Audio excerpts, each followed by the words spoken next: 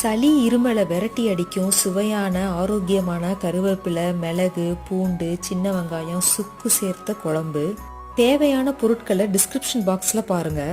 ஒரு கடாயில் எண்ணெய் விட்டு உளுத்தம்பருப்பு, கடலைப்பருப்பு, மிளகு, சீரகம், காஞ்ச மிளகாய், தேங்காய் சேர்த்து வதக்கி அடுப்பை ஆஃப் பண்ணிட்டு தீயடிக்காமல் கருவேப்பிலையை வதக்கி மைய அரைச்சி புளி கரைச்சலில் கலந்து உப்பு, மஞ்சத்தூள், மிளகாத்தூள் சேர்த்து பிறகு கல் சட்டியில் நல்லெண்ணெய் விட்டு கடுகு, வெந்தயம் பொரிஞ்சதும் பூண்டு, கருவேப்பிலை, சின்ன வெங்காயம் சேர்த்து வதக்கி உப்பு, தக்காளி, பெருங்காயம், சுக்கு சேர்த்து வதக்கி அரைச்ச விழுத ஊற்றி கொதிக்க வச்சு பூண்டை வேக விட்டு இறக்குனா வீடே மணக்கும் கருவேப்பிலை மிளகு குழம்பு ரெடி.